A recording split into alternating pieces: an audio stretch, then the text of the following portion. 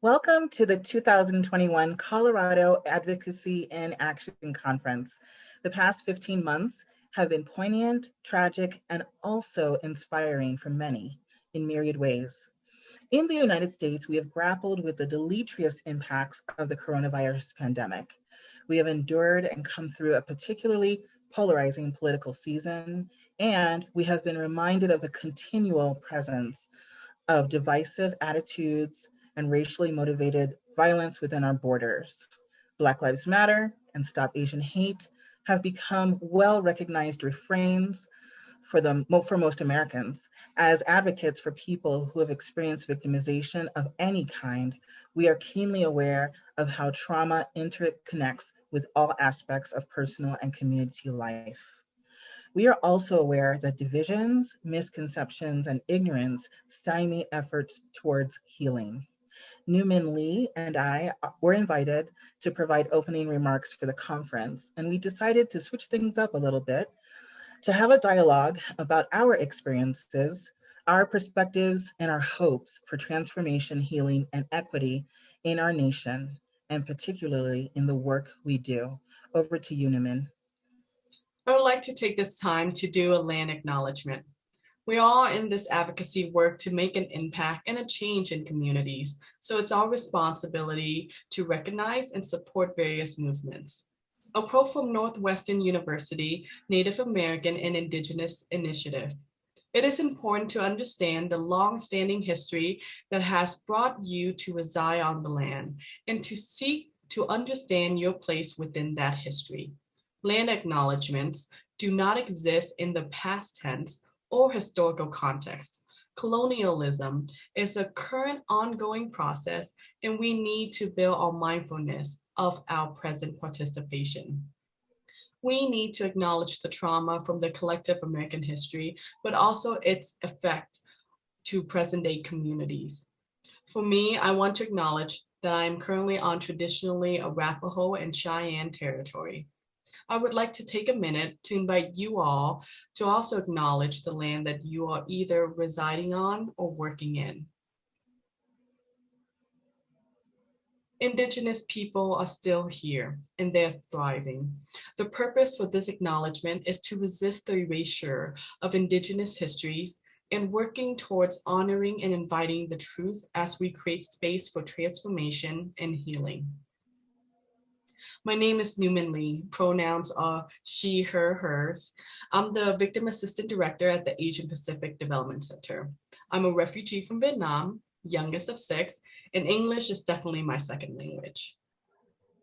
Hi, my name is Lopez, and I'm a senior staff attorney with Rocky Mountain Victim Law Center in Denver, Colorado. I am a first-generation American and a dual citizen of Nigeria through my parentage. My biggest dream come true is being a mother to 2 wonderful children. At this time, we are going to enter into our dialogue and we invite you along to listen. So Newman, when were you first aware of your race? You know, when I first saw that this was a question, I actually didn't know when that was, because for me, I felt like there was always a difference in me and other students and other people around me. The only people that I could relate to were my immediate family. Being refugees, I feel like we were really sheltered in going out into the American society or public because of fear that I would hear from my mom. If you go out by yourself, you could get kidnapped. If you are not back home at a certain time, someone can try to sell you somewhere else. So those fear has always made me shelter from that there were other people, I would say. But I think I felt that there was something different about me when I had my first lunchbox experience at school, which I think for a lot of Asian American individuals, they could relate to this. The lunchbox experience would be when we would bring our own brown bag lunchbox or whatever. And the first reaction that we would hear from our peers is, oh, what do you have there? It looks gross, or it smells, or are those eggs? Are you eating worms? Um, and that's when I knew that I am not part of their culture. Um, did I see that as a racial thing? Not necessarily. I just knew that culturally I was completely different from American Mhm. students. And for me, all I wanted was scrambled eggs. I wanted the what is it, the lunchbox thing? What is that called? um the yeah, those stuff, the American stuff that you can find that I didn't get at home, and we didn't have that opportunity. And so the Lunchables, there we go. And so Okay. yeah, the Lunchables. And it was, and I remember talking and telling my mother that, and she had no idea what Lunchables were. She didn't know what a Happy Meal was, stuff that I saw all the other kids eating.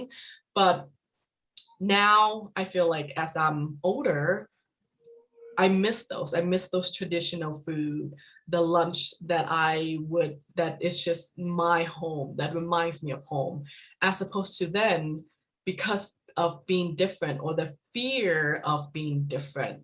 And not necessarily, again, because of my race, but just culture. Mhm. And I think growing as I'm getting older, I realize that my culture linked directly to my race and how the public sees me as opposed to how I see myself. I would say now, in a more knowledgeable position, I understand that with the Asian American identity itself, we've always been seen as the foreigner or the other. Um, from the beginning of the Chinese immigrants coming over to do labor for the railroads, that has always been part of that American history, but very specific Asian American history that is not even taught about in school. And then as waves of immigrants came to the US, it became an identity for all of us to be classified as Asian. However, knowing that Asian, or like the acronym Asian American Pacific Islander, you're talking about over 50 different race, 50 different ethnic um, identity, as well as dialect, culture, and language, but it's just grouped together as Asian. Yeah. And many times people forget that Asia includes Afghanistan, Right. or we're talking about islands down in Indonesia, Mhm. within Pacific Islands. So now you see also AAPI has grown to AANHPI, which is Asian American Native Hawaiian Pacific Right. Islands, knowing that there's different histories and trauma and all that is encompassing of that American culture that is mixed up, but oftentimes not brought to light. And I feel like many, and I can only speak for myself being a refugee, is that when you want to, as part of your race being different or being other, you want to always assimilate. So you want to be as much as, you know, your counterpart. You want to eat the same food as them, so speak the same language. And I think that's why my introduction, I always say English is definitely my second language, because I find myself stumbling and having to kind of figure out, my better in Vietnamese or my better in English. And then if I am in one way or another, um, who is there to tell me, like, who is there to judge, oh, your Vietnamese is much better, or your English is getting better, or you don't have an accent when you speak. Mhm. So and I think it's just a lot of self-reflection on that race aspect. Right. And as we know, race itself is just socially constructed, and it's created that way for many of us. And so I feel like that in itself created just this barrier or challenge that many people from communities of colors always have to struggle with. Mhm. So, with your question on race, when did you learn that the world is unjust or unfair? Uh, when I had a brother. No. um, I guess you do learn if you come from a household where there's lots of siblings, you kind of learn that feeling of things not being equal, or feeling that things are not just within your own home. Like, you'll hear children saying that's not fair. Um, but in terms of my place in the world, I am a Nigerian American, and I grew up, even though I was born here in America, I grew up in a very Nigerian home. And so, like you, I didn't have the uh, cookie cutter American um, experience. And so there are a lot of idioms, a lot of American history that just goes right over my head, even though I've lived most of my life here. So we also tried to assimilate, even though I was born here. I spent the first few years of my life here, and I remember living in an all-white neighborhood. It was We were one of three families of color in that neighborhood, and I just remember that the only kids who would be allowed to play with us without there being a problem were the kids who came from the other families of color. And I remember being bullied at school because of my name, and I remember my parents have had and still do have their Nigerian accents. And so I just remember us being made fun of in school because we were African, and just feeling that this was just not right. And so that was my earliest memory, was in elementary school as a young child, just knowing that I was being made other in my community. I was not allowed to fit in. And and I knew that that wasn't right. I knew that that wasn't right. So that was my earliest experience. And so I have a question for you. Do you feel any tensions in terms of how you think about race based on your upbringing as an immigrant? I feel like there's always tension. I feel like the tension exists whether it is apparent or it is underlining subtle. And I feel like a lot of that happens with immigrant and refugee communities, um, because in some way, I feel like many of us in those communities are competing to assimilate to be better, whether, for the Asian American fitting into the model minority myth of we are the people who can pull ourselves up by our own bootstraps, whether it is knowing that we can excel the best in school or get the best jobs as much as we can. And so if you're an immigrant or a refugee, you should be able to do the same.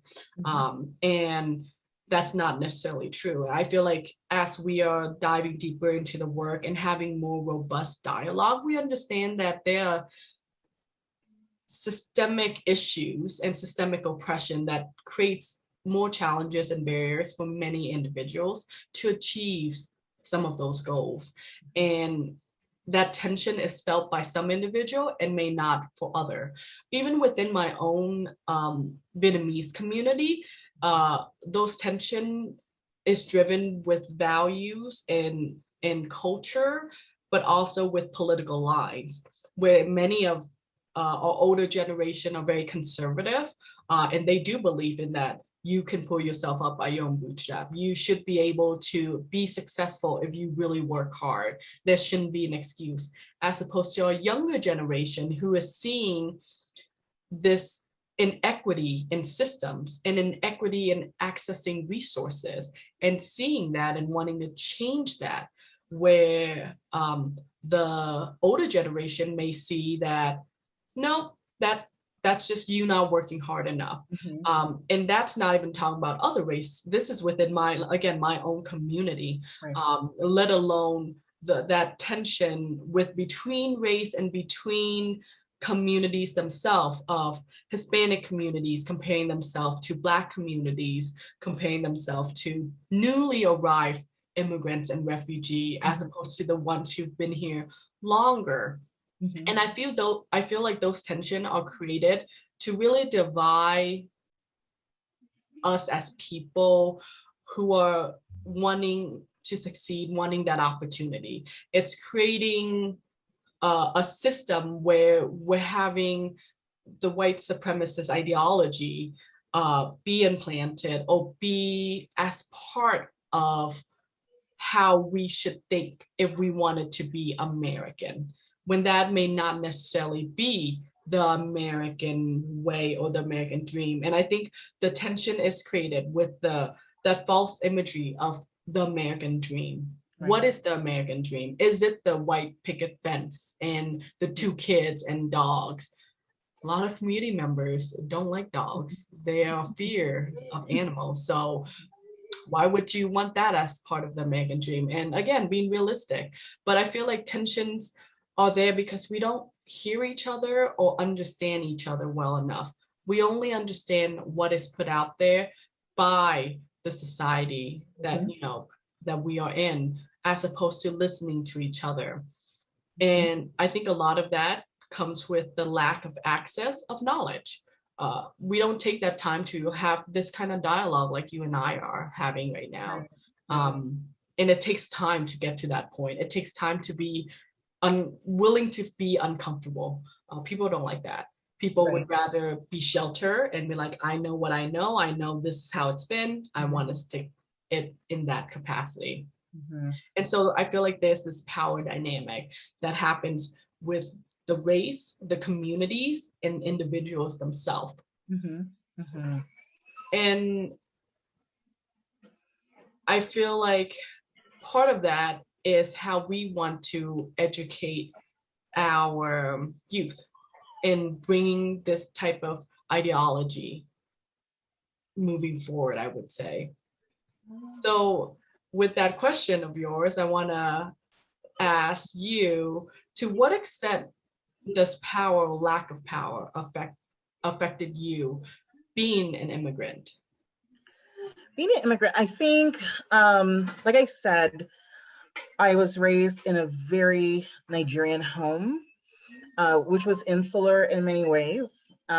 We were allowed to be exposed to what our parents were familiar with. And so when it came, you know, our parents, I think Nigerians are probably one of those categorized as the model minority because we come to succeed and we just, my parents came here to go to school. They came on student visas and they've now become naturalized. And there was always the push towards education, but like an academic education. So you're either going to become the lawyer, the doctor, the nurse, the engineer, and there's one in every Nigerian family. But there was the power, there was a lack of knowledge of all these other things, these other thought processes, everything else that was going on in our society. We were very sheltered from that.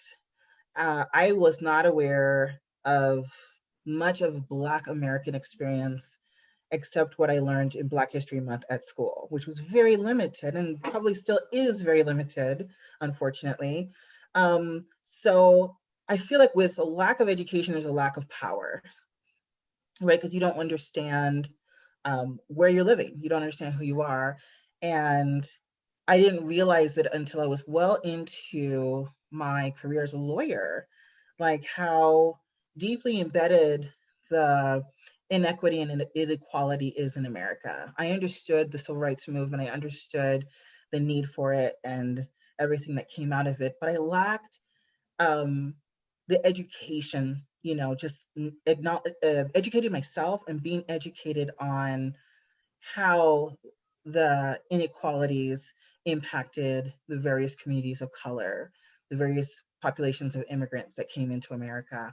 And so I feel like I lost a lot of time and I didn't necessarily position myself in a way where I could be part of a solution when you're dealing with race and all these other isms. I just didn't, I lacked that power because I lacked the knowledge. And so that's what I would say is how it is come to my attention, how it impacted me. that I had to sit down and educate myself. And I'm still in the process of educating myself like on these things, because my viewpoint and my lens has been very insular lens of an immigrant from West Africa, or a child of an immigrant from West Africa, which is a very different experience from a Black American or a Black Caribbean who lives in this country. So my question for you is, who do you hold in your heart and mind in reference to what is happening with race in America? That's a really hard question. Even though I know we set this up, I don't really have a good answer for that, except for I would have to say my father. How so? I, ironically enough, with my very complicated relationship with my father, and I feel like a lot of us have those complicated relationship with parents. He was the first one to really show me that there was discrimination and some sort of racism happening when we first came to the US. Of course, being the youngest of six, and also being a child of elderly parents. My parents had me really late in their years, in their 40s and 50s, actually. Um, I just thought he was being overly sensitive. Mm. I remember an experience in which going to the store and he brought up the fact that those people don't like us being here. Those people don't want us to be here. We need to prove that we can be here and that we are part of the community. Mm. And I was like, they didn't say anything to you. When did Mm. they say that? And he said, it's the way they looked at us. Mhm. And I had When no. I just have a question, a follow-up question. When he said those people, who was he referring to? The grocery store workers. Okay. Yeah. And I mean, at that time I was 7, 8. I had no idea. I was like, who are we talking about? Like, I didn't hear anyone talk to you. Why are you saying this? But he had started saying that to me as we were leaving the store. Mhm. And I didn't understand why that there was this, again, that competition. I feel like that we have to prove that we belong here. Mhm. And as I'm growing older and learning about this, and even just like you, I even said, like, it is an ongoing progress for me. And I am constantly having to educate myself outside of the usual traditional, education system, because we know that that has been very washed in many capacity, and censored in a lot. And so I had to learn a lot of this, Asian American history in college, that there was this race tension, that there was this difference between how Black people saw Asian American, how Asian Americans view newly arrived immigrants, how Asian Americans saw Black communities. And then it started really connecting with me, with what was happening. Well, I say what was happening, I was really young when it happened, with the LA riots, how that was big.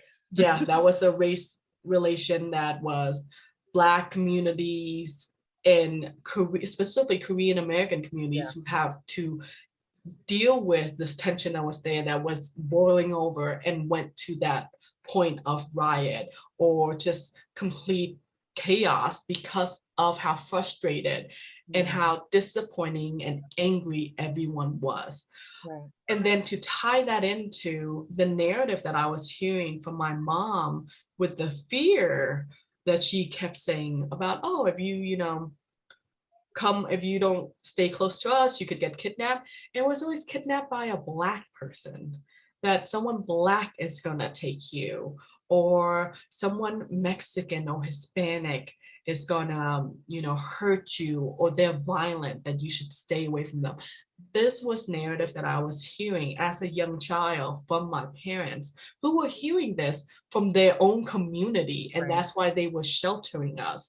And I think the race relation is so insidious within communities that I don't know where to pinpoint it and where to really unravel that. And I think for me, I, as a parent also too, as a mom, it's it's really important for me to have that discussion of race for my own child. And again, to really bring the youth up to the knowledge that we have, as opposed to waiting until they're an adult to discover this. I think we were both, like you had brought up with your own stories, that we had to learn this on our own. We had to go and find this knowledge because we were raised in traditional family, traditional structure and values, that we didn't talk about this stuff, that wasn't the main thing. The main thing, similar to you, for a lot of Asian American, is education. Go to school, get good grades, get a good job. Just like you said, be a doctor, be a lawyer, be an engineer. Again, that mentality was also forced upon us. I'm obviously not an attorney, so I went the completely wrong route. But I feel like I'm more aware of my positioning in society than I would have otherwise been a doctor. And so, yeah, I would say my parents, my dad specifically, when he brought that up, would be very important to me. So, hearing me kind of talk about my story, um, my question for you is, are you listening to confirm what you already think, or are you listening to discover something new? When it comes to a lot of these conversation about social justice. It is yes to both. I I think all of us could, if we're honest, would say we have our own formed notions, ideas, perceptions based on how we grew up and what we've experienced in life. Some of that we kind of correct and unlearn as we grow. But then there's certain things that are so deep we don't even realize, that that is an entrenched value system or perception that might be wrong. And that's not to say that you deeply held values are wrong or right. But a lot of times when we're especially in American culture, we've lost the ability to honestly dialogue or debate. It's more like, I'm going to win my argument. I'm going to not listen to learn, but I'm going to listen to rebut, And so I've had to learn to become an active listener, and I'm learning. It's going to be lifelong learning for me. As a lawyer, it's hard not to listen to rebut. So I have to kind of take a step back and less of not come as an adversary, because the law field is an adversarial field for the most part, especially litigation. But in talking about race and talking about the inequalities, that should not be, I don't think anybody should be coming from an adversarial standpoint. I understand that there's just a history of wrongs that need to be made right somehow, but we have to all I have to come from a posture of being willing to learn, to be corrected, to listen humbly, and to learn and to say, I don't know it all. Maybe this notion I had, I need to switch it up a little bit. I need to revise the way I think. And so there are times that I listen to confirm what I already think. And of course, we always kind of pull, if we're listening to podcasts, we're listening to podcasts for people that we agree with, right? We're watching TV shows or listening to the news that we agree with. So being willing to go to the other side and listen to discover something new is just as important as knowing what you believe. And so I guess that would be my answer. That would be my answer. So my question to you is, how are you feeling about what's happening in the world? I know I asked you, or you spoke about your dad and having him in your heart and mind with reference to race relations, but just with everything that's going on with Asian, anti-Asian hate or Asian hate, and Black Lives Matter and all these things, how are you feeling? How are you doing with it? I really don't like it when people ask about how I'm feeling, because sometimes there's honestly no words for it. I think when we work in this field, it's really draining on figuring out what is going on and what we need to do. And sometimes I think the main thing I would say when it comes to how I feel is I'm tired. Like I'm actually exhausted and tired. And I think many of us could relate to that, whether you're trying to be an ally, whether you are someone who is doing direct work, whether you're working in policy and advocacy. I think a lot of it is affecting all of us very mentally and emotionally. And at times we feel hopeless about it. What can we do? And I love that you brought up the fact that we have to have that dialogue. We have to constantly learn, and we have to be willing to engage in the other side of that conversation that may not be what we thought. But being able to sit down and hear what everyone is talking about and hear how it's impacting everybody can create a space for us to see where people are coming from. No one wants to hear that they're wrong. No one wants to hear that, they are racist, or that they may have some tendency that may not support minorities or marginalized communities. But the fact is that we're trying to grow. And I feel like unless we're willing to sit and learn our mistakes and learn what we haven't been doing so that we can get better, there's not much we can do with that besides acknowledging our feeling and seeing how we can move forward. But the only way we move forward is by really teaching ourselves, educating ourselves outside of the traditional form of knowledge and education that we would have. Can I ask a follow-up question? Yeah, of course. So we're talking about, we're both advocates in our different roles. How do we as advocates then, because there is, even in the advocacy world, you can have divisions, you can have the factions, and people not wanting to cross over to other sides to work together. And since we're talking about, transformation and healing, how do we as advocates then build bridges to provide not only equity, but togetherness in our approach to services? Yeah, I feel like that's very crucial for us to think about as underlining goal, to know that if we acknowledge that inequities exist in accessing services, we have to see where have we not been responsive as a service provider. Many of us are going to say, yes, we are open for everybody. Anyone can access our service. But when we're talking about equity, what does equity mean to you? There's a difference between equity and equality, and many of us have not really sat down to think about that definition. We hear about equality for all. Great, equality, everyone gets the same everything. But equity takes it to a different level where, yes, you can access the service. It is open for everyone. But if you're in a rural community, as opposed to the Denver metro area, how do you access that service? Right. Is the service provider willing to do that extra step for you to actually access the service? Does that mean, getting transportation for that individual to be connected, getting telecommunication for that individual to be connected to the services, as opposed to in the Denver metro area where everyone is easily accessible with services because it's there.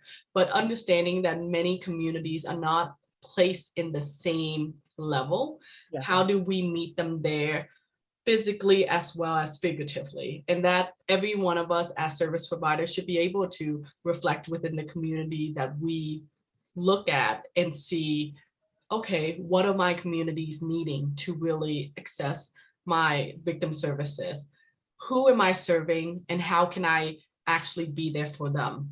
Do I need to actually make myself be in the community as opposed to in my office? Do I need to see if I'm missing languages that I don't have to offer with my community? And being honest of the fact that, are you thinking about them when creating programs and services? Thinking about the community and saying, hey, I have a program that I thought that you would benefit, as opposed to, hey, I have this program. Oh, you can probably, use it. So this, Or come this, to us, yeah. we'll provide it. So, Yeah. yep. So really being thoughtful in that. Um, and I think tying in with this aspect of equity and equality, Ime, I want to ask you, what do you think, like what factors shape your definition of transformation and healing when we're talking about services for equity, because it's going to take a lot to get to that point. So what is that transformation and healing looking like? Well, I think the first uh, step towards healing is recognizing there's a problem, right? Um, and the problem might be, yes, we have these great services, or we have this great program that we are rolling out, and we think that everyone will just come because there's a need, right? We're creating a program to meet a need, which is great, right? But the problem is, like you said, the accessing of that. Like, how are we connecting to the groups who are in need of our services? How am I, as an attorney, connecting with um, clients in a who are experiencing tremendous trauma, right? So it's going to take an acknowledgement from me that I have a problem in my space in understanding, or I might have a problem in not being comfortable enough to reach out. I'm not comfortable with reaching out to people who have experienced something or who are part of a certain group. Acknowledging it and then working through it, educating myself. So education, awareness, education, taking the time to do it, taking the time to go the extra mile for the people that we want to serve, right? If we truly want to do the work and it's not just about numbers.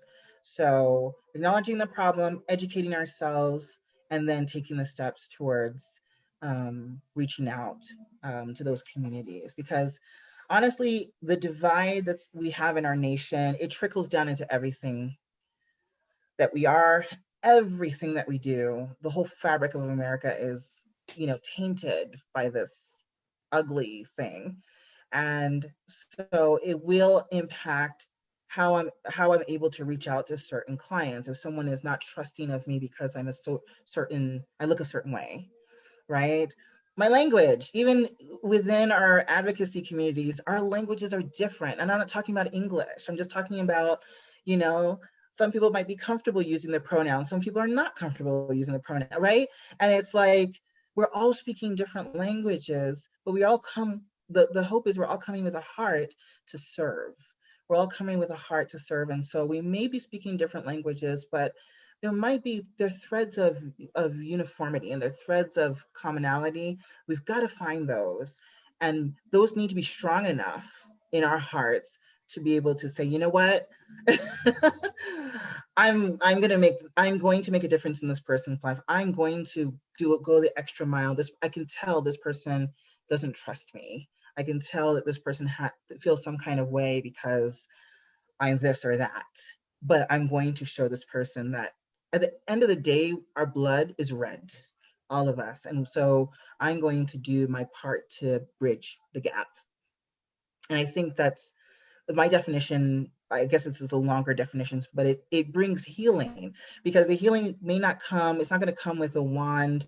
Like President Biden is going to wave a wand and we're going to have peace and harmony in America for the rest of our lives. No, it's going to be person by person, relationship by relationship, generation by generation, as we continue to be committed to this work, continue to be committed to transforming ourselves, we will transform the world around us.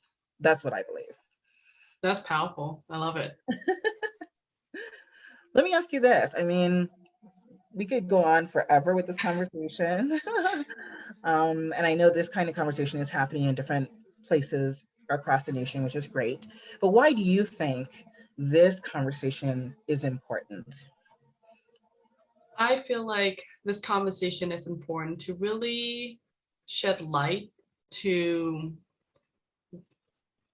different communities out there. I feel like we were brought together on purpose by the CAIA committee to really have this discussion regarding transformation and healing. How right now, with the rise of Stop Asian Hate, many attacks that we are seeing are from people of color. So we're seeing Asian individual being attacked by other communities of color. And so then there's already in that mentality or that narrative, there's already that divisiveness. Yes. But Yes. to be honest with it all and to look at it in a reflective history, the attackers or the opponent or people who have been against Asians, majority has been white body individuals, because that was what was created in the law and who created those laws. It wasn't communities of color that created the Chinese Exclusionary Act. It was the American government. So to know in the perspective of the vast history, it hasn't been communities of color. We haven't even addressed the symptoms of why this is happening, but to look at the root cause as opposed to sensationalizing what is happening in just a small glimpse of this past 15 months. We have to be mindful of that. And it's also really hard for me to have that sort of narrative with my own community, because, you know, obviously Asian individuals are feeling fear and they're fearing other people of color when it shouldn't be like that. But we are sitting here trying to discuss many of our similarities, many of the narrative that we've lived through, and that, you know, our own commonalities. And it's there for many of us, but we don't sit down and take the time to understand and to really see each other and humanize each other. And again, we work in a field where people become numbers, people become stats, as opposed to this is another individual, this is another human being, this is another somebody. It's not just female, male, non-binary. It's not someone's aunt, uncle. It is someone. That's all that matters. And so we have to remember we're in a work of humans, and humans are complicated and complex. And then we create complex culture, complex communication, complex everything. We complicate everything. That's what it comes down to. And so if we take the time to understand each other, that is what allows us to see us for who we are and appreciate us for who we are. And I think my call to action for you all is to really increase your conversation engagement in communities that you either work in or live in, and to acknowledge that transformation and healing involved an honest self-reflection, as you have brought up, and accountability of your own participation in all the systems.